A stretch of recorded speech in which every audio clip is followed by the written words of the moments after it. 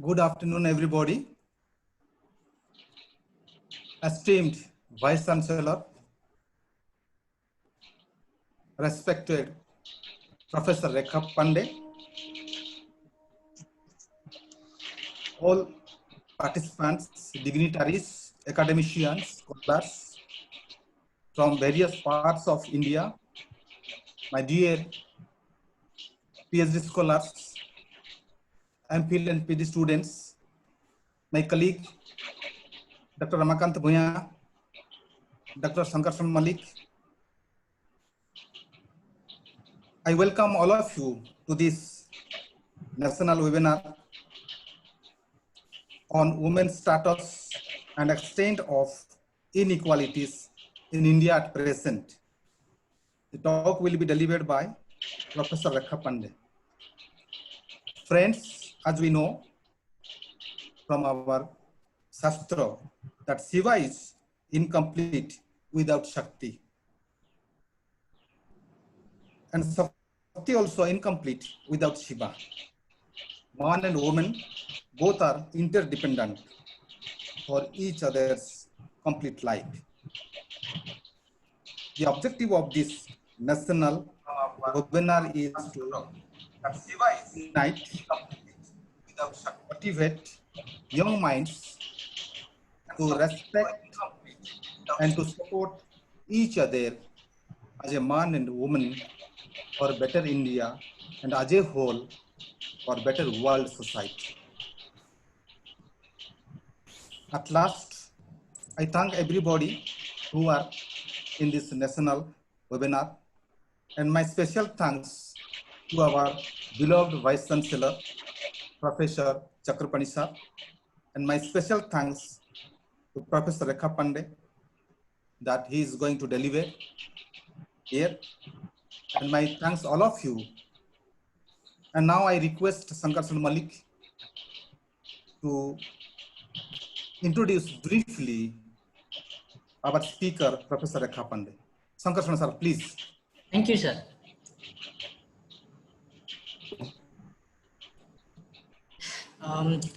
Good afternoon, everybody, and esteemed Vice Chancellor, Berhampur University, Professor Govinda J. Chakrapani, and esteemed today's speaker, Professor Rekha Pandey. This is Dr. Sankarshan Malik, Assistant Professor of History, Department of History, Berhampur University, and today's host of this meeting. Thank you, sir, for this opportunity. Professor Rekha Pandey is now a director of the Society Empowerment for the Environment Development, in short is SEED. Recently completed her 40 years of academic journey, and she wrote 17 books and more than 200 articles in his academic career till now.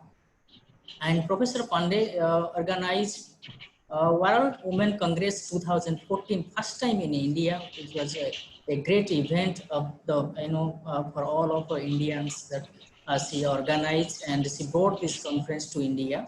And she was the founding member of two women's study center in Maulana National Urdu University and University of Hyderabad. And she has received visiting fellowship at the various different university like University of London and the Institute of Birkbeck, University of Bristol, academic fellow and University of Buffalo, and visiting professor at University of Ottawa and France. And apart from this, and she has guided 19 PhD and 42 MPhil students in both history and women's study. And Professor Rekha Pandey, not only an academician, and she is a social reformer and warrior against women discrimination and patriarchal nature in the historical writings and trafficking and gender bias. Most of her writings are targeted for women equality and justice in the society. As a teacher, she is very special to me, and her affection, care, and encouragement made my career. In my MPhil and PhD career, I learned many things from the Professor Rekha Pandey, and especially the value of humanism from her and her husband, Dr. Suresh Pandey. They are very lovely and affectionate and encouraging. Her dedication towards students' development and social progress made her a successful academician in today's society. She is a role model and inspiration for the students and as well as faculties. Thank you, ma'am, for your kind gesture and love for our department, especially our history department of Berhampur University. Dear ma'am, on behalf of the Department of History, I would like to invite you to deliver your lecture on this topic. Welcome you. Thank you very much, Sankarshan, for that beautiful introduction. And respected Vice Chancellor Sir of Berhampur University, Sadanand Nayak, Adyasha Sankarshan. It's my great privilege that I have been asked to talk about women's status and extent of inequalities in India at present. And I would really like to talk in the context of what is happening today. And today, you know, if we know for the past few months, all of us know that our world has turned topsy-turvy. We are forced to relearn and adapt new ways of dealing, association, and mingling with people. The very fact that, you know, I am sitting in Hyderabad, I am connected to Behrampur, we have so many students across India sitting, we have all switched over to this online mode of education. And all of us know the reason for this. It was this unknown phenomena found in Wuhan in the province of Hubei. And on 31st December 2019, for the first time, it was mentioned to China's WHO country office. And then what happened, this disease eventually spread to more and more Chinese province and then slowly to the world. And what happened in its wake? It created a big havoc. It led to a lot of deaths, breaking of infrastructure in hospitals, crumbling of economy. And the WHO now refers to this as a pandemic. The virus is called SARS-CoV-2 and the disease is now called COVID-19. And this is primarily an infectious disease that affects the lung. And as you know, the disease spread, we realize that, you know, it leads to respiratory problems. And since we have not discovered any virus, there is no known cure available. And the most affected people are older people with underlying health conditions, cardiovascular diseases, diabetes, chronic respiratory diseases, cancer, and even small children. Now, what happened? This changed our society completely. Our whole culture has changed. Social distancing became very important. We were talking in terms of regular hand wash. There was no handshake. Wearing of masks became compulsory. Lockdown and work from home became the new normal. And now, you know, when I look at it, the coronavirus epidemic is not just a medical issue, but it is an issue which has social, economic, and cultural impact. And it has had an impact all over the world. And this becomes very clear when we look at the status of women. See, as it is, the status of women in India and all over the world, it is really not that of an equal. And then this pandemic has hit it much more seriously. So what I'm going to do in my talk, I'm going to just focus on 5 or 6 aspects. I'm going to give a background about the status of women. Then I'll talk a little about this overview of inequality, why there is inequality in our society, where is it that this inequality exists, has the government taken any steps to deal with it, what are the policy approaches, and then what happens in the time of pandemic. So I'm just going to focus on these 6 areas. It was primarily, as a historian, I can emphasize that it was primarily in 19th century that women's status became an indicator of development. And for the first time, there was a lot of discussion saying in order to evaluate a civilization, we have to see how it treats its women. And the more barbaric the civilization is, women are treated badly. And the more developed the civilization is, women have a higher status in that society. And the Britishers were very critical of us. They said that, look, we are not fit to rule. We are a barbaric nation because we have not treated our women properly. And this was a period where you had child marriage, there was illiteracy, women were in parda, sati was being performed, you had widows who were treated very badly. So what happened as a result of this? A massive social reform movement occurred. You had a large number of men. It was the men who were more educated. They became very conscious of our society, and there was an attempt to reform our society. You had a movement led by Raja Ram Mohan Roy, Dayanand Saraswati, Justice Ranade, Pandita Ramabai, and many others joined.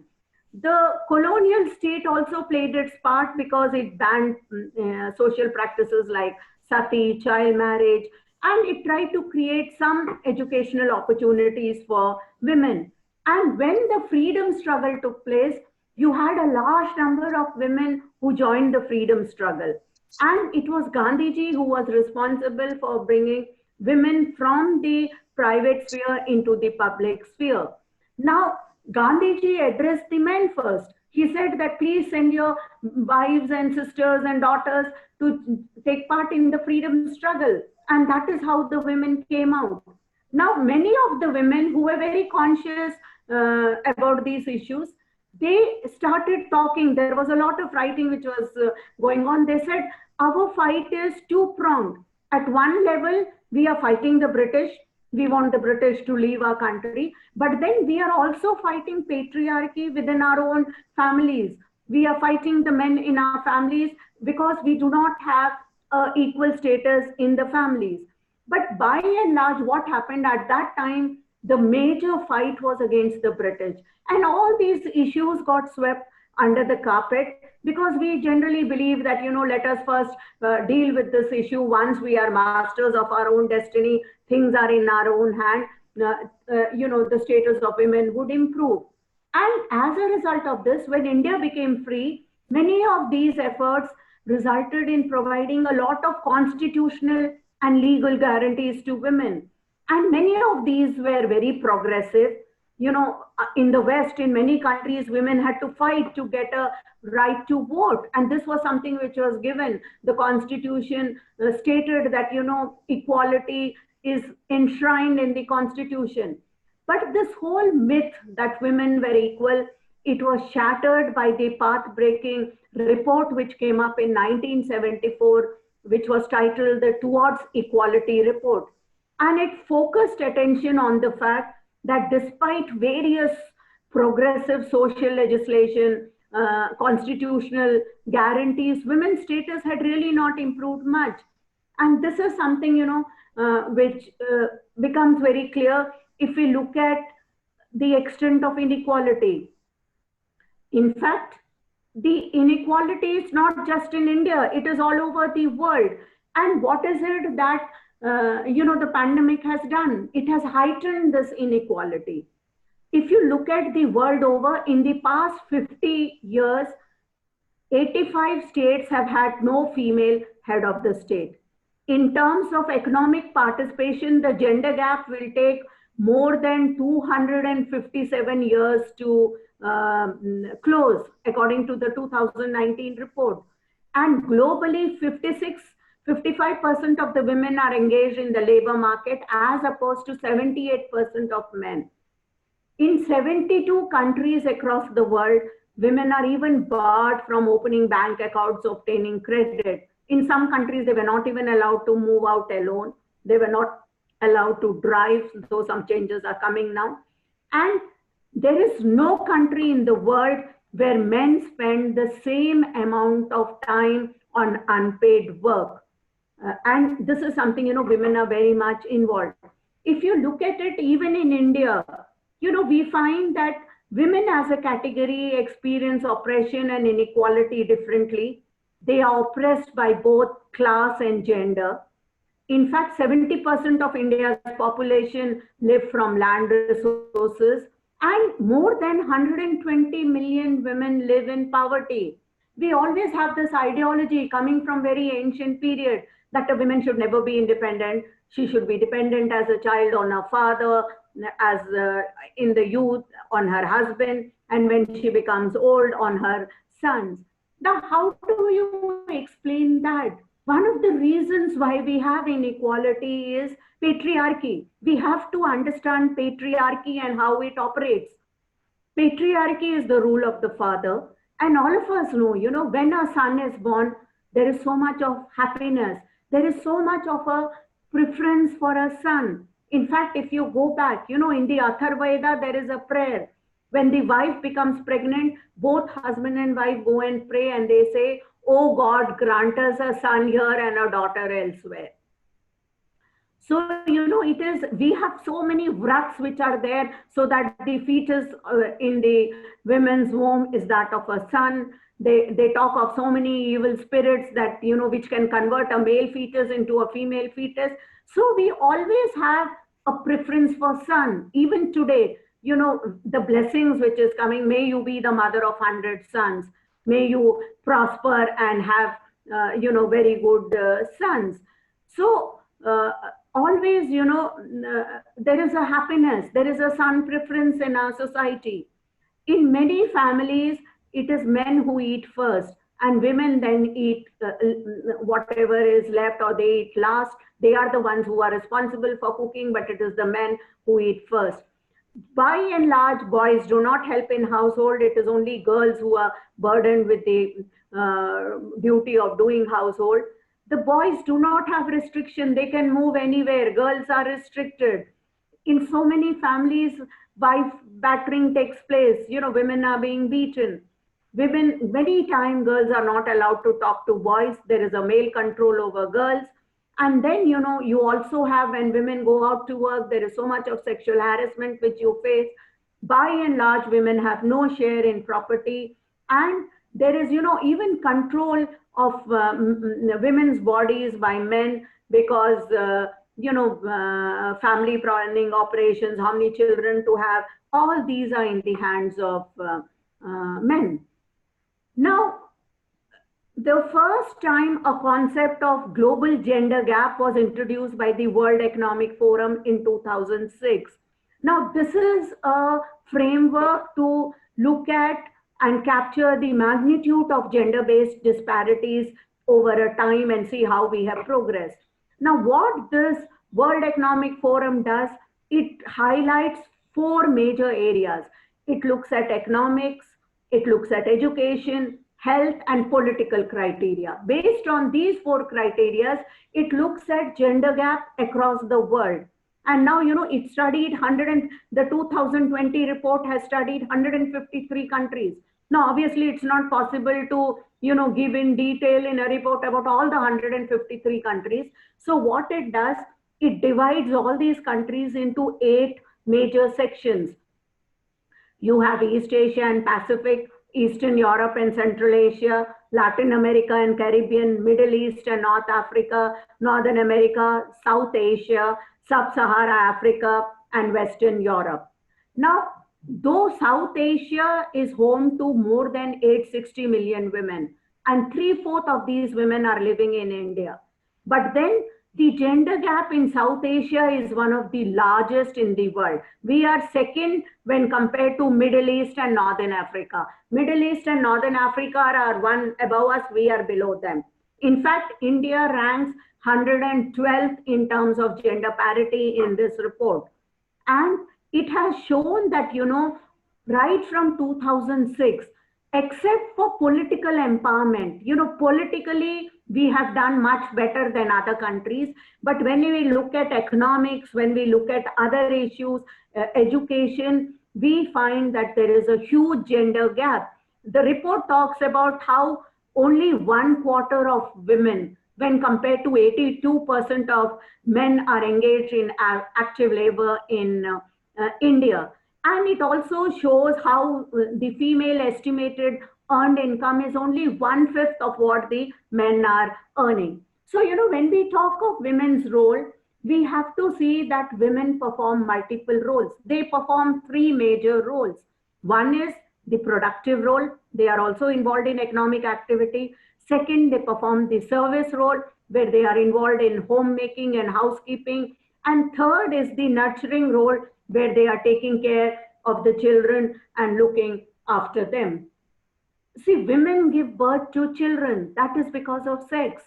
But Women rear children, that is because of gender. You know, the whole gender construction, how women are expected to behave. You look at patriarchy, look at socialization, all this teaches us inequality. I'm going to now focus on 5 major areas where we have inequality. And first is, you know, politics. In 1992, the 73rd and 74th Amendment was passed, whereby women got elected to Panchayat. And you have more than 1 million women who are now, having the reins of power in village level. But all of us know what happened to the Women's Reservation Bill. It was submitted in May 2008. It tried to reserve 1/3 of seats for women in the Lok Sabha and state legislative assembly. It has been subjected to a lot of criticism, ridicule, power play for the last 23 years. And by and large, you know, political parties, everybody talks of women, but they do not want to make these invisible members visible. In every political party, they will have a women's wing. The women are supposed to deal with so-called women's issues such as dowry, rape, harassment, etc. And they do not want to bring women into policy making and decision making. Women in the Panchayat Raj, they were very happily giving this right to women, because panchayats are only,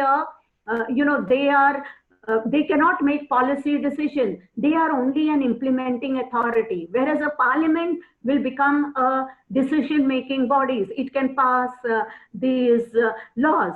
And therefore, you know, we find that, again, like if you look at health, health is again a major issue. And what is our society's attitude towards them? This is something which is called the 10/90 gap.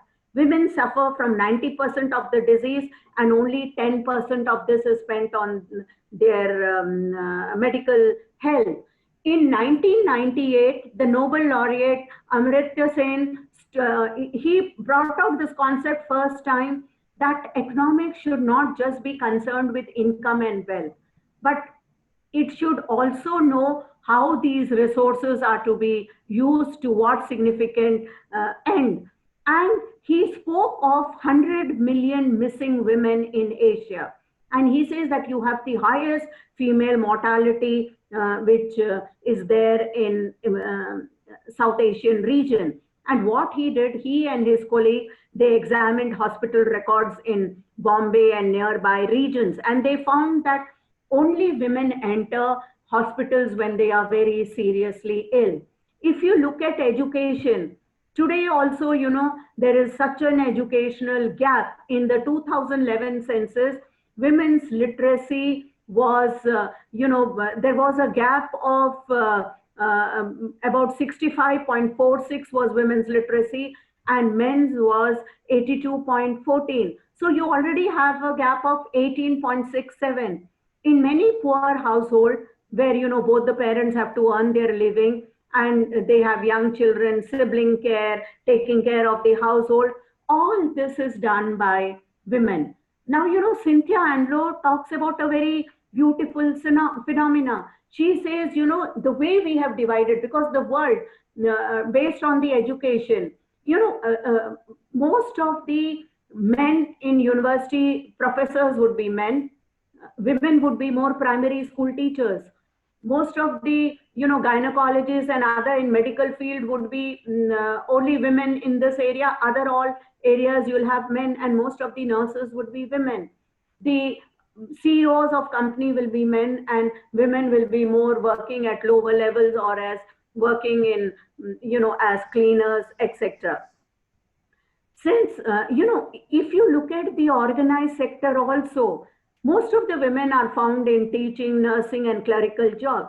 If you look at university toppers, I have seen this in my university for so many years. Most of the toppers are girls, but then what happens to these girls? How many professors are there? So you have a very unequal male-female ratio, surgeons to doctors, lawyers, teachers. And since women are at a lower level, they get low salaries. In fact, women do 2/3 of the world's work. In exchange, they receive 10% of the income. But in terms of ownership, they own only 1% of the world's means of production. And by and large, we look upon women as secondary workers. More women are in the unorganized sector than in the organized sector. And you have more than 355 households in India that are below poverty level. And you have a large mass of women who are now involved in unorganized sector. In fact, this number is only increasing if you look at the census data, because in the unorganized sector, you know, they carry on their household work. It does not require any rules, regulations, and women by and large continue to be invisible in these areas. One of the major concern for worry and inequality is the sex ratio in our country. You know, in fact, to be born a female comes very close to be born less than human. You have so much female infanticide, you know, aborting of the female fetuses, that discrimination for a girl begins even before birth. And girls are breastfed for less time when compared to the boys. And the way we teach gender roles, they are enacted in a very complex set of relationship between the family and society. And therefore the girl grows up with a very low self-image. You know, if you look at proverbs, I'm sure many of these proverbs would be there in Orissa also. And in Telugu, there is a proverb which says, bringing up a daughter is like watering plants in someone else's garden. It is easier to perform an Ashwamedh yag than to perform a marriage of a daughter. If you tell lies, you will get a daughter. You know, we can go on and on and on. There are so many of these biases which have come back. They are more than 3,500 years old. And we go, today, you know, they are deeply entrenched. We have got very sophisticated medical technology today. And what it has done is, it has really strengthened these societal biases. If you look at the census of the year 1901, for every 1,000 boys, we had 972 girls. By the time we come to 2011, for every 1,000 boys, we've only had 914 girls. And what the census, even 2001 census shows us that in very prosperous areas of Delhi, Punjab and Haryana, there are very few. The sex ratio is the lowest in the 0 to 6 age group. And some of the richest areas of India, where, you know, you have more education, people with better economic status, the sex ratio is really bad over in those areas. So, you know, somehow we have neglected the girl child, and the media, the family, the community, government, non-government organization, everyone has to join hands to make the girl child a concern of everyone. And only then will we be able to work out of this maze of neglect which the girl child has faced throughout the centuries of history. Another major area is violence. You know, today, if you just turn a newspaper, there are so many reports of violence which are given. You know, you find it in family, in society at large, and it cuts across lines of income, class, religion, culture. And the main reason for violence is this unequal power relationship between men and women. You know, the whole cultural ideology, sexuality, our doctrine of privacy is something which encourages violence. In fact, if you look at a girl's life, you know, there is so much of a violence, right from prenatal sex selective abortion, battering during pregnancy, at infancy, you have female infanticide, different treatment for girls in terms of food and medicine. You have so much child marriages in different areas. There is child prostitution. And adolescent, again, you know, you have sexual harassment. And in reproductive age also, you have so much of a dowry abuse, psychological abuse. And there is so much of an abuse of widows, old age women. So, you know, a whole women's life cycle is has seen so much of a violence. Something again very unique about South Asia and Asian cultures is that we have defined masculinity at the expense of women. a man's honor rests in a woman. So, whenever there is a caste war or communal clash, the first thing that gets affected is the women. Women are raped, women are, and this is something which we have learned from partition. The Muslim men were catching hold of Hindu women and raping them. The Hindu men were catching hold of Muslim women and raping them. It was not that they had anything against these women, but they wanted to send a message to the Muslim men or the Hindu men that you are not man enough to take care of your women. So, in many families, because of our whole understanding of how we define masculinity, violence continues to a large extent. A lot of sexual violence takes place due to inebriation, liquor, and women do not have property rights. The whole process of socialization teaches a girl child a lot of inequality.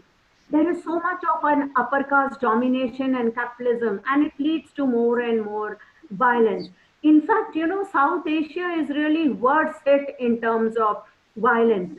See, women have a genetical, biological advantage, which makes them more resistant to infection and malnutrition. So a girl child is more likely to survive than a boy child. In developed countries, the average of it is, 7 more years than men of life expectancy. But in South Asia, this is only 1 year more than that of the men. So this really shows it is the lowest in the world, and it shows the kind of expectations that we have. Now, something which is very important and we have to understand is violence is not just a man beating the women. It has a lot of economic consequences, social consequences, and political consequences. When we talk of violence against women in a society, it leads to so much of inequality. You cannot really elevate that society from poverty. When we are distributing resources, when there is a control of resources, women who continue to be beaten will have no control over them. When we are talking of issues like nutrition, health, childcare, protecting the environment, income generation, women who continue to be beaten, they would not really play any role in this. And then, it would have a lot of medical expenses, legal expenses on the part of the women. If they have to go to the doctor to get treated, it would mean a loss of income for the employer if he is employing these women. So violence has an economic cost. Violence also has a social cost, because what it does is it undermines the viability of family as an institution. The family is meant to protect, shelter, and nurture its members. And the way, we socialize in a family is something which is very important. In a family, if a husband gets over by just beating his wife, what lesson are you teaching to your children? You send a message to your son that you can just beat a woman and get away with it. So, it also affects women's education psychologically. It limits a women's decision about reproduction, health, and it has a negative consequences. It also has a political cost, because when we talk of women's empowerment, when women are continued to be beaten, they have lack of control, and it kind of, it prevents, UNDP came up with a very interesting report in 1994. It spoke of human security. Earlier, when we were talking of human security, we were talking of terrorism, cross-border terrorism, talking of nations, borders, but it said we have to talk of security at the national level, no doubt, but also security in the daily lives of people. And unless women are secure, you cannot really have kind of, political impact. There is a lot of commodification of women, because globalization has brought in, women are not seen as builders, achievers, leaders. A woman becomes redundant beyond looking good. Look at advertisement. Either a woman is at home taking care of children, she's busy happily washing clothes, or, washing vessels, enjoying the fragrance of all these soaps, etc., or she's a sex symbol. We never see women as builders, achievers, and leaders. what the advertising world has done, women become redundant beyond looking good. Look at the issue of trafficking today. You know, most of my work is on trafficking. Today, when you look at it compared to arms trade and drugs trade, a lot of money comes from trafficking. It occurs at various levels, local, inter-district, interstate, across borders. And you have, you know, it's something which is very difficult to analyze because you cannot really, you know, have the exact data for women being trafficked. But then, you know, there is always a promise of a better job, better career prospect. And in my own research, there are 20 people who live off the earnings of this girl or women who is trafficked. You know, for this, there is a person in the village who would spot her. There is somebody who sells her, somebody who takes her, you know, to the brothel, somebody who hosts her, you know, so many people who earn out of this women. And primarily, if you are caught in arms trade or drug trafficking, you are put behind bars. But when you are caught in trafficking, it is the women who's put behind bars, because it's very difficult to find these men who have trafficked her. Now, it's not that the government was not bothered about welfare. And when we started the first 5-year plan from 1951 to 1979, we adopted a very welfare approach. By the time we came into 6th plan, we moved from welfare to development. The Department of Women and Child Welfare was set up. In the 8th plan, you had National Commission of Women, which was set up. In the 9th plan from 1997 to 2002, we moved from development to empowerment. So we started with welfare to development, development to empowerment. And, you know, the Women's Empowerment Year was celebrated in 2001. Lot of affirmative action took place in 10th plan. In the 11th and 12th plan also, there was a lot of attempts to increase literacy gap, to raise the sex ratio. And after that, you know, the 12th plan, after the 12th plan, we gave up all these plans because now, you know, there is a different model. But the government is also very much interested. Now, what happens if today when you look at it, you know, so I have already explained to you by now that how we do not have an equal status. I have also looked at the reason for this. I have looked at society, polity, economy, health, education, and how there is a very unequal status. Now, what has happened in this pandemic? Already there is a loss of jobs. So many people have lost jobs. And there are some rough statistics. We really do not have exact data, but 40% of the working women have lost their jobs when compared to 13% of the men. You know, when there is a heterosexual relationship and you have to take care of the children, you have to look at home, then definitely women's job become a less priority. And again, you know, you have schools have been closed, household alienation has come in. You know, we have shifted from paid economy. Now you no longer have nurseries, babysitters, to the unpaid care work. So whether it is cooking for children at home, taking care of their education, taking care of them, all this has fallen heavily on women's shoulder. So what women are doing, you know, they are juggling between these two. If they are working, managing their jobs and also managing the children. So what has happened in the pandemic, the workload of women has really increased a lot. In fact, we have data from the Organization for Economic Cooperation and Development, OECD. It indicates that in India, women do nearly 6 hours of unpaid work, you know, and in contrast to this, men spend less than 1 hour of that unpaid work on an average. And so, you know, even if you look at it worldwide, 76.2% of the women are doing unpaid work. And therefore now, you know, when so many children are not going to school, they are sitting at home, it has increased women's responsibility, right from, you know, you're not having maids, you're not having help to take care of your children, and it is more women who are getting involved. And another major impact of this pandemic is that it has increased intimate partner abuse. Home is unfortunately no longer a safe place. You know, there is, in fact, all the violence is due to the power relationship, as I pointed out, and it has really increased violence all over the world. The National Commission of Women, you know, it raised an alarm about this. It set up an helpline to help women, you know, who were suffering domestic abuse at this time. And within a week, it got more than 40 calls. And so many women started reporting. So what I would like to now conclude by saying that when, you know, as it is, women had a very unequal status in our society.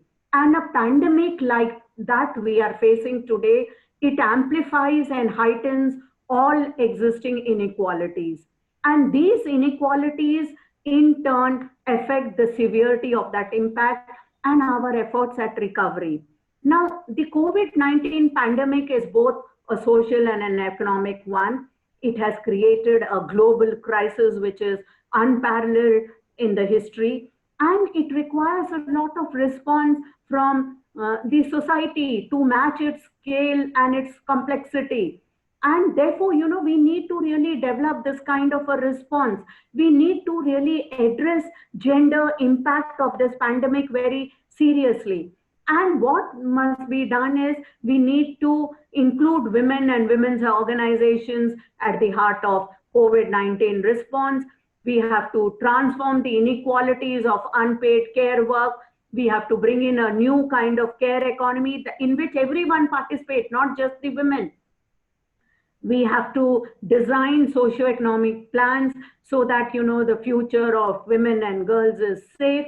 And we have to work towards a more sustainable development with more rapid recovery so that, you know, it benefits women and girls. So inequality can only be changed when we work with all these. But more important than that, we have to bring a change in our society. Now, how do we change society? You know, it's very easy to say, let's change. We have to begin from ourselves, the individual. Every individual must make a pledge for his or her own immediate action in both public and private life. And we must learn to measure our masculinity in terms of equality. We should start from home. We have to teach our son to fight against inequality and teach our daughters to break that silence. In this millennium, there is a need to move beyond the family. We need to support women's efforts and we also need to bring in more and more men into this. You know, unless men are involved, we cannot bring in any change. It is not that, you know, I strongly believe that just because you're a man, you will not be, you know, gender sensitive, and just because you're a woman, you will be gender sensitive. It depends on how aware you are. A woman can equally be insensitive to these issues, and a man can be equally sensitive.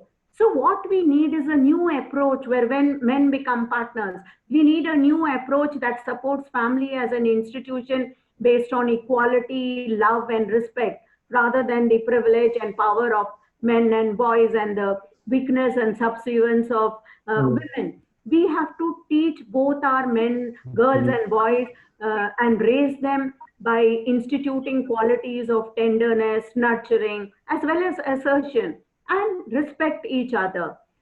In the end, I would just like to say that to me, you know, women's issues are not just women's issues, they are societal issues.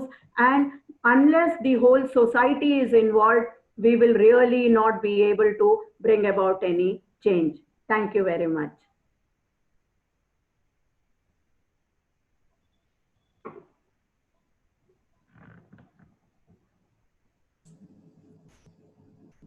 Thank you, ma'am. HOD, sir?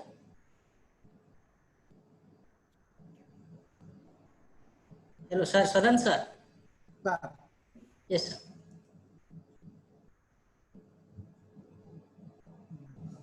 Hello, Sankarshan sir. Yes, sir. Have you seen chat box?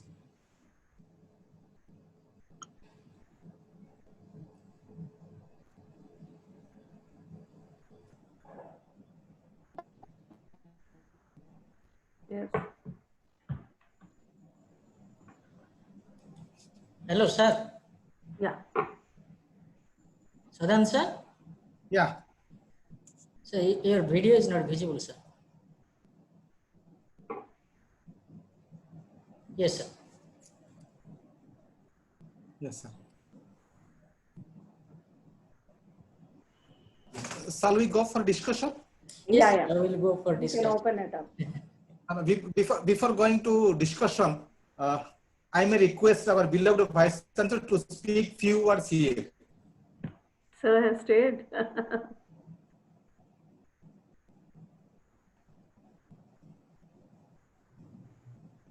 Sir, Rishi sir. 1 minute, sir. Let me check. Sir is there.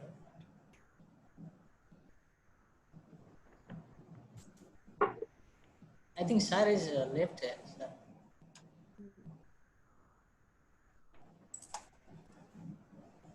Sir. HOD, Okay. sir. I think sir left. Okay. Okay. Now we shall have Yes, discussion. sir. So 1 minute. Sir is there. Sir, welcome, sir. Yeah, thank you very much. I'm sorry I'm not on the video because I have my pet dog also, Yes, sir. Yes. and I'm at No home problem, sir. No problem. to be. So please excuse me. And Professor Rekha Pandey ma'am, wonderful talk. To listen to you is such a privilege, and I have always been a big fan of you, and I'm also a big supporter of women. In places and otherwise also, I respect women a lot. And at Barampi University, we are trying to give women the due that they deserve all the time. And, all over the world too, we feel that 50% of the world population being women. And if we don't give the due, then 50% talent, we are losing it, right? If we, in some way, we knowingly or unknowingly discriminate. So that's the priority that should be there all the time. And people like you have always led this cause. And thank you so much for sparing your time and being such a role model for all of us. And ma'am, I have a small question. In the so-called third world countries, we had produced leaders like Mrs. Bandaranaike, Mrs. Indira Gandhi, and Mrs. Benazir Bhutto, and in Bangladesh, the prime ministers successively. We have had women prime ministers, whereas the condition of women is not so high. So does it have to be really a symbolic head of a state representing women, which shows that the world is on the other part of the other side of the world, women are given their due? Or do you think that women should be given their due at all places? But if you have observed, we still have to have a woman president from the United States of America. And last time it came so close, but it didn't happen again. So are we representing the women's cause better, or you think the first world is still better? Thank you so much. Thank you so much, sir, for your beautiful remarks. And I think the question you raised is very pertinent. And for that, I would really like to go back to the World Economic Forum, the Gender Gap Report of 2020. And it clearly points out that in South Asia, we have done very well on the political front because it looks at all these leaders who are elected. But when it talks of status or equality or gender equality, it also talks of economy, health, and education besides political.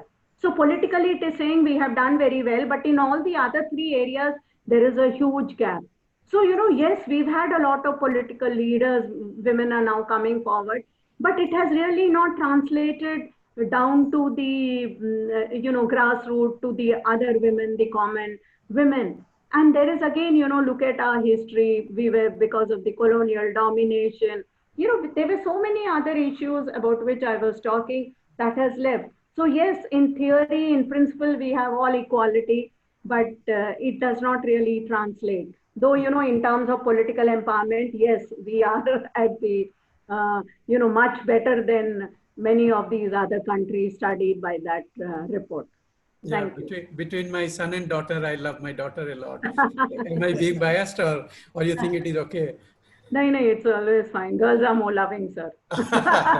Sure, no doubt about it. Thank you, ma'am. Okay. Thank you. You. Thank you, sir. Yes, Adya Sharma, so please take the question. Excuse me, ma'am, sir. Yeah. I want to put a question. Hello. Yes, Dr. Sir. yes, sir. Go ahead. Ma'am, Introduce yourself. ma'am, I am Ramakant Bhumiya Ah, of Barampur University. okay, Faculty. okay, good. Sir, ma'am, your illuminating speech, we heard you many times. Again, I am thankful to heard this webinar, in this webinar. Actually, in this perspective, the gender ratio, gender equality, in what perspective, India is very backward, no doubt. But we, according to our culture, Indian cultures, the female child or female is considered as a sacred, and we worship also. Our land is also named as for a women. Every land is named of the women. But how our sex ratio is such a less? In according to 2020, we are in 189th position among 2001 201 countries. And in Asia also, we are very backward. That is 43 out of 51 countries. What is the problems in India that the sex ratio is such type of differences taking place? I didn't get the last bit. What is it? What is the problem that India has been such a huge gap between the women and men? Such differentiations. Yeah, see, if you, one, yes, you know, like this is what the Women's Status Committee report also showed. In theory, we are fine. We have the fantastic laws. We are equal. Everything is there. But then in reality is so different. You know, there is where the gap is. And like I said, you know, I think in my talk, I was pointing out whether you look at society, economy, polity, you know, there is always, women have a very different status when compared to men. Look at our history. As a history student, you know, we can all say, we have glorified Sati. We have said, oh, Sati Mata, you have Sati stones, you have Sati temples, etc.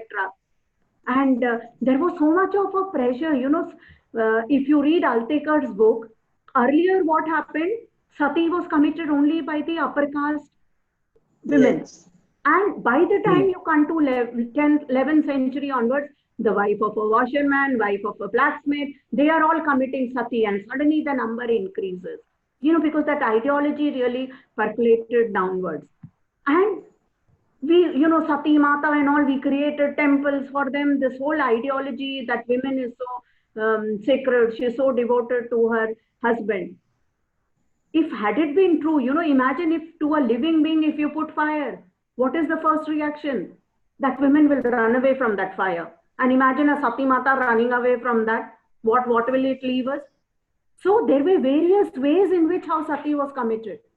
You know, Raja Ram Mohan Roy became so disturbed when he saw his sister-in-law being forced to commit Sati. What they did in Bengal, the hands of the women were tied to a pole, her legs were tied, there would be beating of gongs, her cries would be hidden in that. In Madhya Pradesh, they would dig a pit which was 10 feet deep and the women could not escape. There were various ways in which they devised how Sati was committed. It was only in 2005 the women's movement said for the first time, it said Sati is nothing but a murder of a woman. And then, you know, for so many thousands of years, we changed the history. From a very glorified institution, we started looking at it. Similarly, you know, when widows were treated so badly, why was it? You know, ideologically, women are supposed to be very chaste, being very devoted. You marry a man not just for one life, but for 7 lives and all that. But in reality, they were power struggles for property. You wanted to take over all that property. So, you know, in theoretically, it is very different. In reality, it is something which is very different. And that is where we need to bridge this gap. And definitely it will come through education, it will come through politics, it will come if we change our economy, if we change the health system. But more important, it has to come from the mindset. We have to change the mindset. Okay? Yes, Yeah. ma'am. One question from the Facebook viewer. This is a Pradipta Panda, and he's asking that don't you think that women are the enemy of themselves? Okay. Yeah, what he's referring to, I think the mother-in-law fighting the daughter-in-law and all that. See, we have to understand. I'll give you an explanation. You know, Marx gives a very important explanation. He says women as a group, one, they do not unite. There is no subgroup. And you have the world between the public and the private. See, men are in public places, but they are working outside and all, but they also have entry into the private world. You know, you're still part of the family, you're part of that. But many women who are in the private world, they are not part of the public world. And then what happens? You know, the problem without a name. There's another very interesting book. Women, you know, you are so devoted to your children, you are taking care of your children, you are looking after your husband. Over a period of time, when the children grow up, they leave the house, husband gets so involved in the job, then women start feeling alienated. They feel that, you know, what is the purpose of their life? And that is what is called the problem without a name. So we've always had these kinds of issues. It is always there in our society, and we have to really, you know, understand it. So women are really, you know, when the women, like in the context of India, so when a mother-in-law gets, he treats her daughter-in-law very badly, she does not look upon the daughter-in-law as a woman. She does not look upon both of them as a woman, but she represents that patriarchal family. So whatever she is doing is for that patriarchal family. You know, that is how the structure is.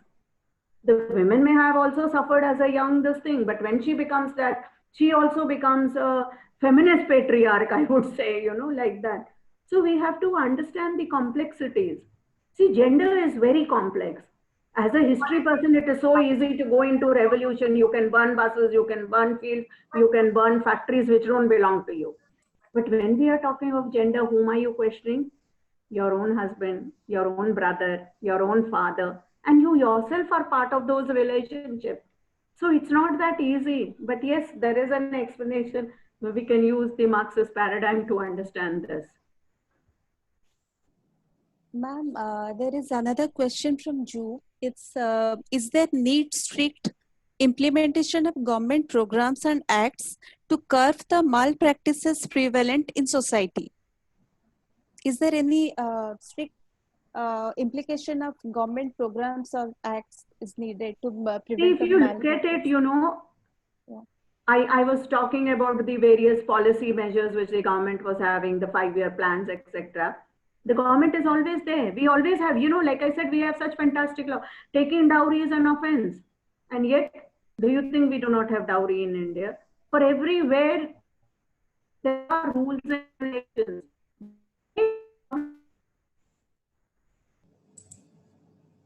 Of a gap between me and what happens in reality. We need to bridge this gap, which is very important. So yes, you have a lot of rules, you have a lot of regulations, there are a lot of efforts, look at government on its hand, there are a lot of NGOs who are working in these. And yet, you know, the issues remain because it is not something which has just emerged 100 years back or 200 years back. It goes back to so many centuries. Ma'am, there is another question from Pratima Ponda. The question is, the theory of women empowerment is going to last it for how many years in future days? Till you get empowerment, it's so difficult to say, you know. Yeah. See, again, women empowerment and all, it is only in theory. But what happens in reality? No, we have to understand. So yes, it will, till the time you get empowerment, let's hope till another policy comes up, they will talk. So we have moved from welfare to development, development to empowerment, something else will come up in future. Ma'am, actually I have a query. It's about like, when you say about economic emancipation of women, so nowadays I am saying that most of the women, whether they're employed or not, whether they're working or not, they're drawing a good salary and everything, but still they are like they have life threat, they are facing harassment at home from intimate partners. All these things are happening these days. So what's the solution behind this? Like, No, this is what, the solution is, like I said, unless we change our mindset. yes, ma'am. You have to, and That's where true. do we change our mindset? See, Yes, as a ma'am. young girl today, you may think, well, till the time you didn't get married, I have no control. My parents Yeah, will yeah, decide. true, true. But today, you are the mother of a son. You can train your son to be different. Yes, ma'am. No, that is No, something which ma'am. is important. So it can start from us, and we can bring about this change. So it Yes, has ma'am. to start from us, and only then, like I was saying, from the individual to family, family to society, society to community, community to nation, and nation Yeah, to yeah, maybe true, at the true. international level. It's like a dream. Yes, ma'am. Ma'am, another thing is that most of the women actually they're getting afraid to complain in the police station because Mm, end of the day the husband will come back to the home and they have to mm. stay in that home only. So how Exactly. they will face that? Because of this thing only, most of the women they don't complain in the police station. What I learned from a study, like I was doing a small study on this. So how to handle that? I mean, like, See, again, we have to understand the realities of our society. It's not that easy, something happens that you immediately rush to the police station and you complain. I'll give you a very good example, of I was doing my data collection. I did a work on gender issues in the police. And I was talking to a lot of these constables and all. And one, I have given her case study in my book also. So hmm, I came across this woman, and she gave me her story. She says, "Madam, I was like, she's a constable, and she was posted in that police station. She was dealing with women's issues. A lot of women were coming to her. She was addressing their problem and all that. And she says, then when I got married, I was harassed so much by my mother-in-law on some pretext or the other. She doesn't do work. She doesn't do this. She hasn't brought dowry. And she says, I thought of suicide 2, 3 times. hmm. Then she says, one day, madam, I came to my office and I said, what right have I got to change the lives of other women when I can't change my life? Then she says, sitting on this table, I wrote a complaint against my husband. I submitted. Her husband was also in the police and he was an inspector. And when she submitted that complaint because he's police, immediately he was suspended. Then, after 3, 4 months, there were a lot of attempts. They were trying to, reconcile. And when I met her, she was staying with her. She had left her house and she had gone to stay with her father. But when I met her, she was still back with her husband and saying. So then I just asked her. I said, "Or up to things are fine." Then she said, "Madam, आपको मालूम ना आदमी लोग कैसा होते हैं. For everything he will tease, will say, अच्छा तुम तो पुलिस को चली जाओगी. You will go to the police." And she says, "But my mother-in-law is a little scared of me. And today I feel at least my life is easy." So the choice was between living and dying, and I prefer this. So, these are very complicated questions. It's not so easy Yes, that ma'am. the moment you are harassed, the moment there is violence, that women will go. It's not that easy. It takes a lot That's of this true. thing. So we need to really build support within the community and, see that these women are supported and they get a good deal, that kind of strength which comes in. If you study the women's movement, look at all that. Many times women have been able to achieve with this strength from one another. Yes, ma'am. Ma'am, one question from Facebook, that is Jitan K. Pradhan. And he's asking, what is your opinion about women's reservation when people have started talking about abolition of reservation in the field of employment? See, again, like why did we give reservation to other sections of people? We said that they were not on equal status. We have to understand two concepts. One is equality and the other is equity. See, equality is treating everybody equal, and equity is giving what they need. If I have to distribute shoes and if I give 5 number shoes to everyone, irrespective, that is equality. But equity is I will find out who needs a 5 number, who needs a 4 number, who needs a 6 number, and give accordingly. So we followed reservation with other sections of society because we didn't have equity. We were trying to bring in equity. So yes, we need that reservation because so few women are there in politics. You know, who are the women in politics? They are either wives of someone, mother of some important political leader, or sister of some important political leader. Very few women like Mamta Banerjee or some who have come up on their own. Even Mayawati or Jayalalitha had the support of some male or the other. So unless women are able to come up, we have that kind of empowerment that they are able to stand for elections on their own, they are able to win. We have to support them. There has to be some reservation. And again, we saw the history. Look at the past so many years, what is happening to that bill. In the Panchayati Raj, we very easily gave them reservation. But in the parliament, we are not willing to give. Because like I said in my talk, in the parliament, they will come into decision-making power. They will come into policy-making bodies. Panchayati Raj is only implementing what the decision has already been taken. So we need more and more women. And how do we get these women? To bring into that level of equity, we have to help them through reservations. May I ask a question, ma'am? Yeah. Yeah, I am Santosh Kumar Panda. I have few questions. I have two questions mainly. Our university, University of Hyderabad did a field survey for UGC a few days ago. So I also participated in that survey. So we were doing survey in Tellapur or in few villages around the university. So what we found was, it was basically a survey about impact of COVID-19 on the impact of on the lives of people.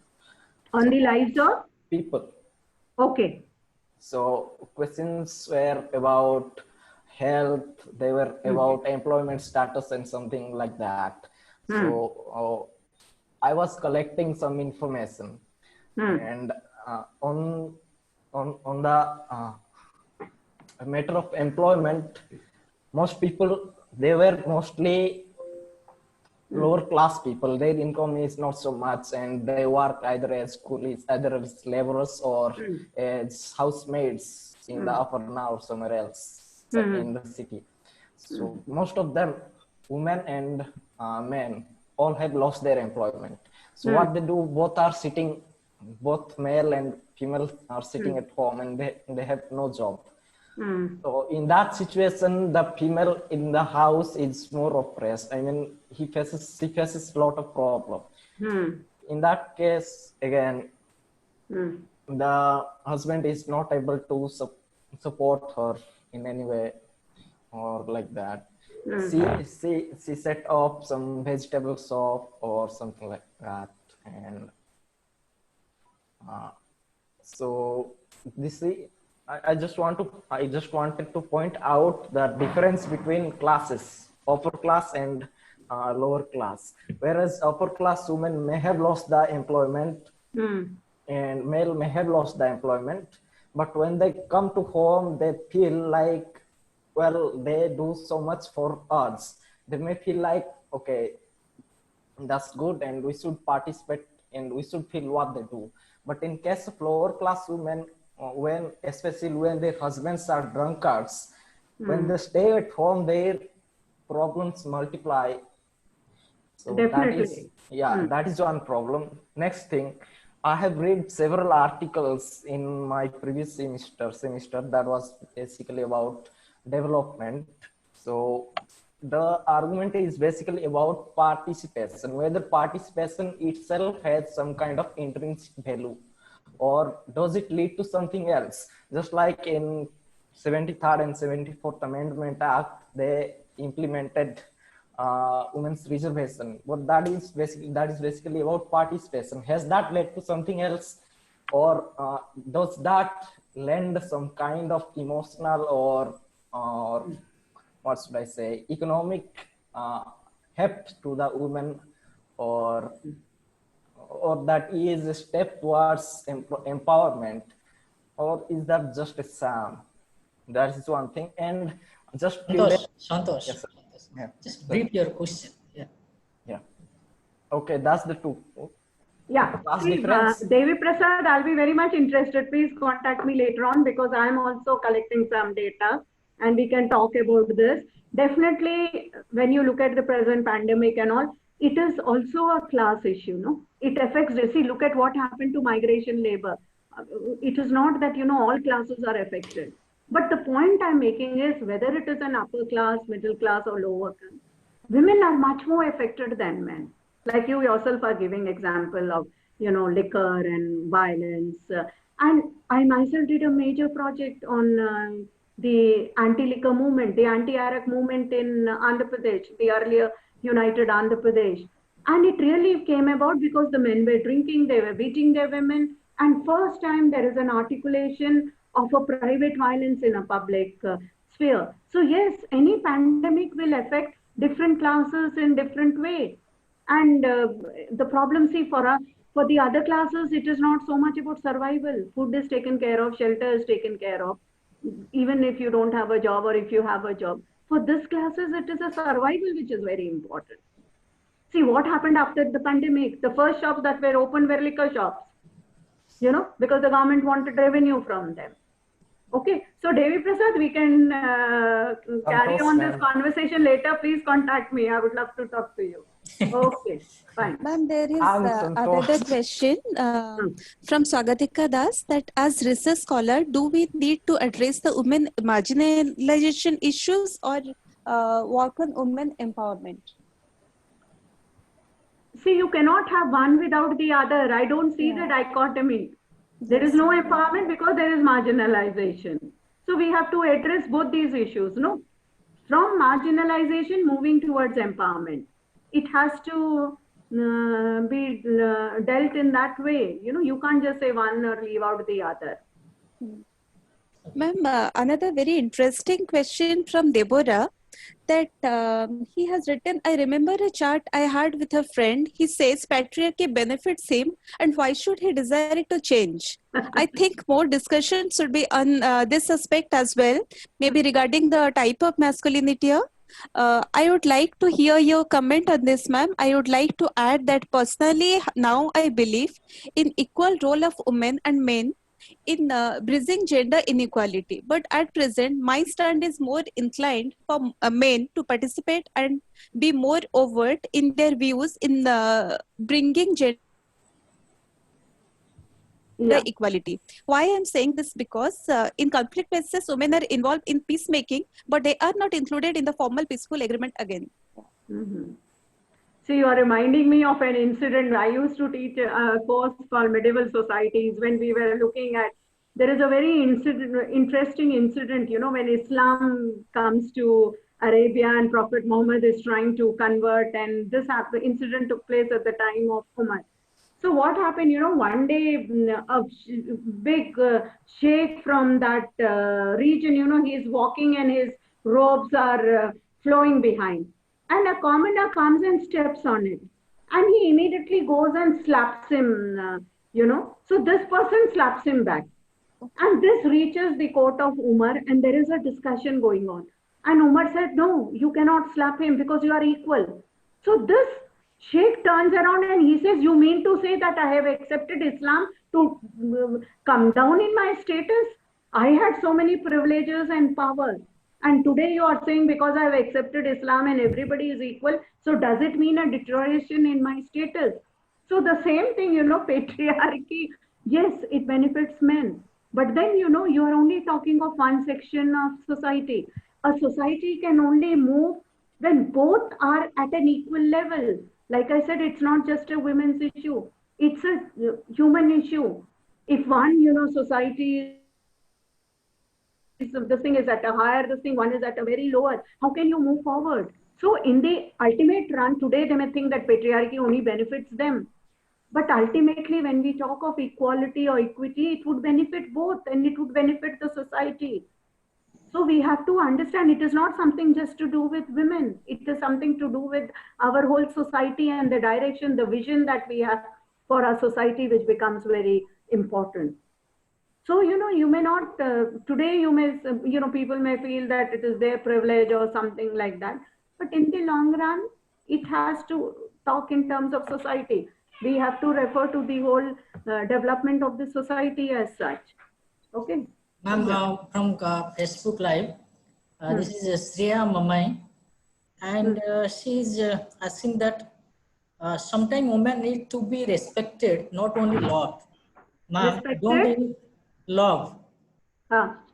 Ma'am, don't you think patriarchy intentionally do this? I didn't get it. Just read out again. She's asking, sometimes women need to be respected, not only loved, L-O-V-E-D. Okay, Loved. respected. Respect, yeah. Yeah. And ma'am, don't you think patriarchy intentionally do this? No, see, I think how do you bring in? I don't see a difference in these concepts. Respect, love. You know, you cannot respect somebody till you love them or something. I think that there has to be some kind of a correlation between the two. Yeah, and yes, patriarchy, because it doesn't recognize the value of the other. It doesn't recognize the work of the other. It doesn't create either that love or that respect. So in that sense, yes, it doesn't give that kind of a fair level playing field to them. Ma'am, there is another question from Jimuta Naik. In present pandemic situation, women health is affected badly. How can we normalize their health issues? How can we normalize the health issues of women? See, again, like, you know, it has to do a lot with like what Amrita Sen was saying, that, you know, women go to the hospital at the last moment when it is very serious. See, you have to learn to prioritize women as a subject. And unless this prioritization takes place, it will not work, whether it is in medical or whether it is in education, whether it is in politics, economy. So we have to really bring women to this, you know, that kind of a mindset, change it, bring that equality, and then definitely it would be taken care of. See, after all, health is something which is, whether a man or a woman, both of them are equally important for the family, you know? Yes, ma'am. You can't just have one, you know, the family runs on both. Yes, ma'am. Ma'am, one question from Facebook viewer, that is Lisa Patnaik. And she's asking that, is legislative quota for women effective tools for women equality? Is? A legislative quota for women effective tools for equality? See, I would not say that it is a, you know, only one tool will be enough, but definitely it will bring in women into power. With power, you can make policies. With policies, decision making, some change will come in. So, of course, like I said, there is a lot of gap between what happens in theory, what happens in reality, you know. But still, once you have a law in place, it is important to bring about. So, yes, it will make a dent. It will one step ahead. It would move one step ahead in that direction. Ma'am, another question from Kaushik Madak. Gender bias in education, what are the solutions? And not only education, but in religious practices also. So what are the solutions? See, it is very difficult to, you know, talk about religious this thing, but unlike Islam or even Christianity, where, you know, it is stated that this is what is expected. See, Hinduism has not been founded by one seer. There is no one book which everyone recognizes. There are so many different rules. So, you know, when you talk of sati, widows, how they should be treated, this is what the texts say. There are again 1001 views which would go against it. So, you know, it is very easy to bring about a change, at least among the Hindu women, because there is no such basic, there is a lot of differences in how we look at it. And definitely, you know, see, we have to understand that at one level, all religion talks of equality. Hinduism gives so much importance. Shakti is always important. You know, Shakti is the power through which the universe is created. So we can, you know, we have to look at it, analyze it, and then bring about a change. And it has to, you know, there is something which is a theoretical aspect of a religion and how we practice it. And this is something, there is a lot of difference. In education, we need to bring in more and more girls into schools, reduce the dropout rates. And then when more girls are educated, they come into the job market, maybe thinking would change, society would change. We have to change the, gender biases in textbooks also, the kind of socialization process, it's a very, it has to be worked on all fronts, and only then we can think of a change. Fine. Ma'am, one question from Facebook viewer. And this is Sasmita Sahu. The question is, Madam, don't you think that women were themselves responsible for their condition? Because they always sacrifice their wish, job, happiness, etc. for family, society, either on. So pressure or by their own wish. I don't think I would blame the women, because see, look at the ideology. That is how you are brought up. This is how, if you're only taking care of yourself, you're thinking about yourself, you're a very selfish woman. That whole image of a very devoted, let me go back into history. And Clarice Bader, she's writing in the 1887 and on. She says, oh, she looks at Sati and she says, these are lessons for Western women, that Indian women are so devoted, they are so attached to their husband that they want to even, finish their life after the husband dies. The law only wanted them to identify their lives with their husband, but they went one step ahead and identified their death with their husband. And she says, Western women should learn that these women are so fearless and all. So, the whole image which we have created, the ideology, women are not independent of that, no? Women are also woven into these structures. So how can we say that women are responsible? You are part of an ideology. And this is what is expected from you. And this is how it would go on. Fine, Sankarsan, we can. Yes, ma'am, there is another question from Anukampa Naik. Her question is, why always women are bound for rituals in India? It is closely related with migration theory, Indo-Aryan or not? Yeah, see, ritual is again, like I said, no, it's always the forte of women. Women are expected more to this thing. Even when migration takes place, I think women continue to uphold those rituals. Again, the kind of ideology, how we look at it, all this plays a very major role in that. Okay. Ma'am, one more question from Facebook. That is also Sasmita Sahu, and she's asking, I don't understand why our society expects sacrifice from women, not for man. No, like I said, what is there to understand? Look at the whole ideology. Sashmita, I think you're a history student. Look at the whole ideology, how we have developed, how we have looked at it. Look at our ancient, this thing, Uma Chakravarti has written so much on this. We highlight chastity. Nothing is required of a woman. If she is chaste, she can overcome all the problems. So what happens?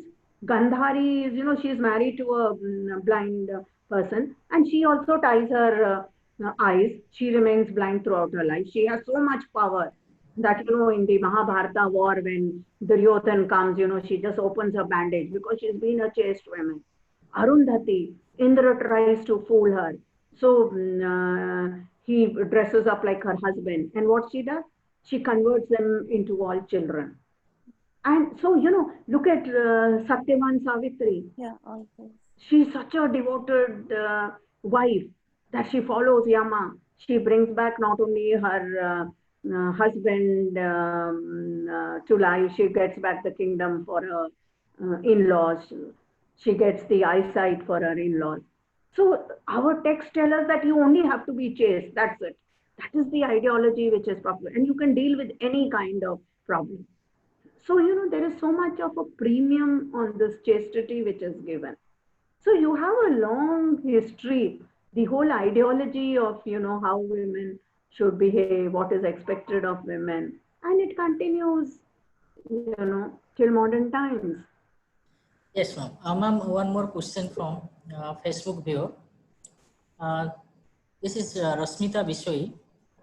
And the question is, ma'am, due to our tradition and the ritual system, women is so much suffering because it is includes so much blind beliefs and biases, but it is connected to our culture. So what should do women? What women should do? See, it's not just for the women to do, no? Like I said, you're part of the social structure.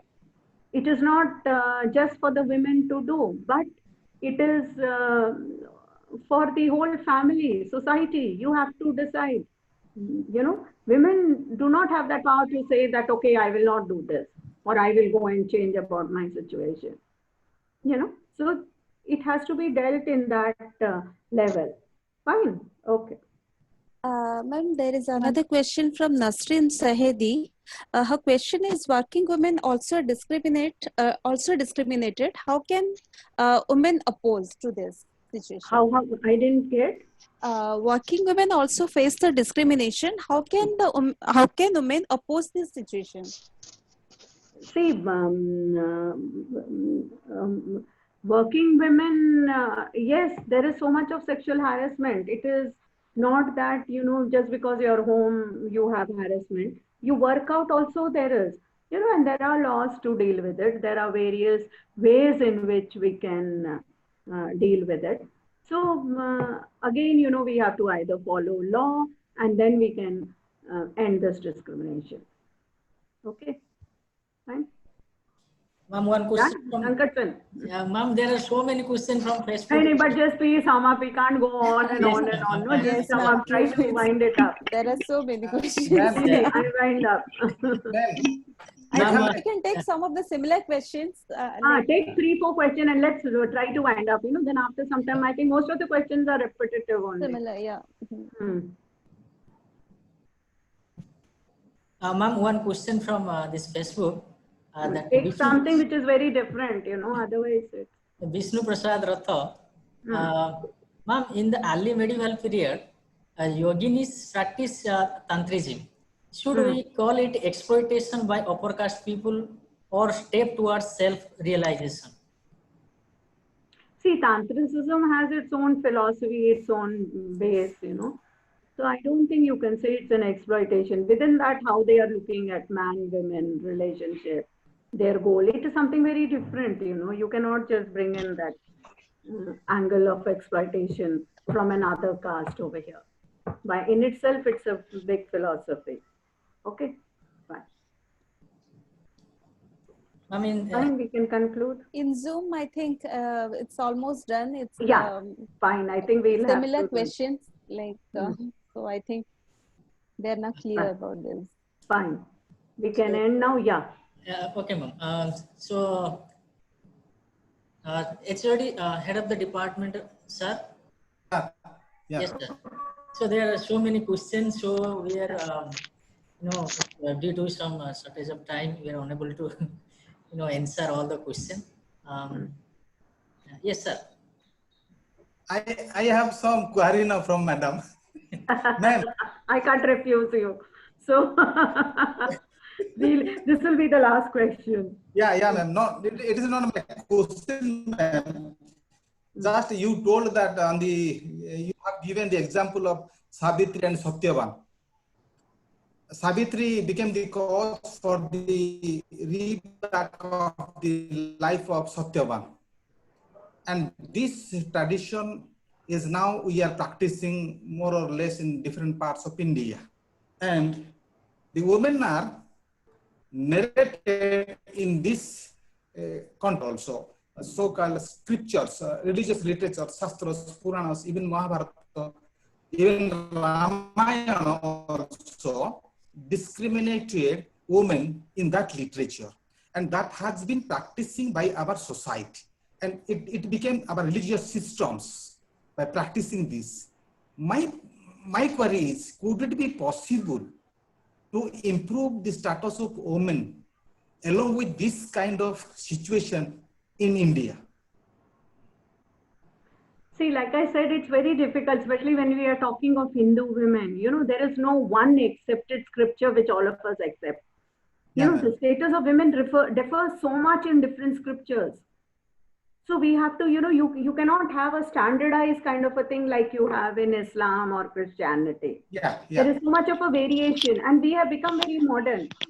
See, it's not that sati is not practiced today. We are not treating widows the way we were. It's not that, we are same in the same way like we were 3,000 years back or 2,000 years back. We have moved ahead. But what we want is much more than this. And, yes, it has to be worked on all fronts, religious, social, economic, political. And then we can move about and bring about a change. Okay, thank you. Okay, ma'am. Thank you, ma'am, so much. Shankar sir? Yes, sir. Yeah.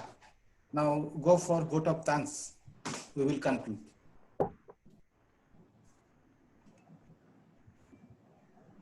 Yes, sir. Ramakant, sir.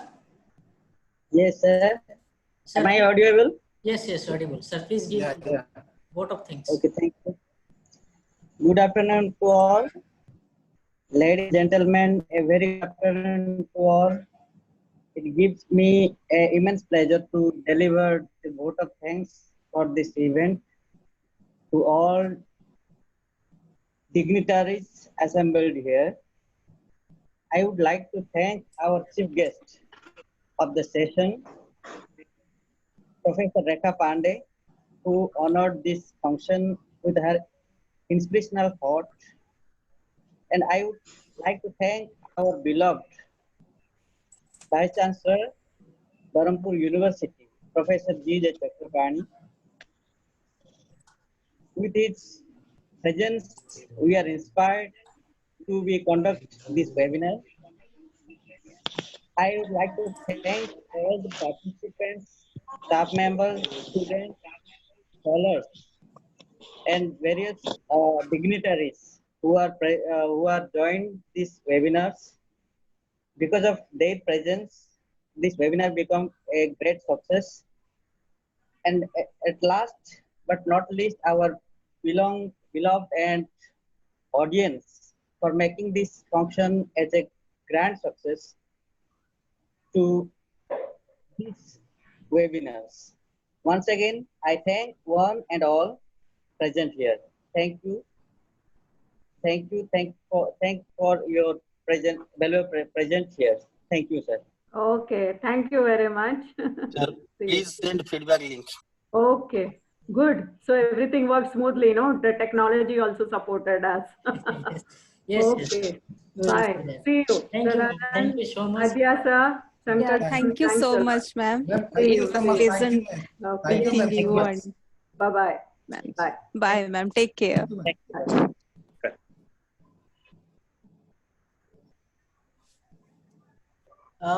Yes, somebody asking something? Yeah, Adesh is there? Is there Adesh? Sir? Yeah, Adesh, Yes, I am there. Is there something asking? Someone asking here about feedback link.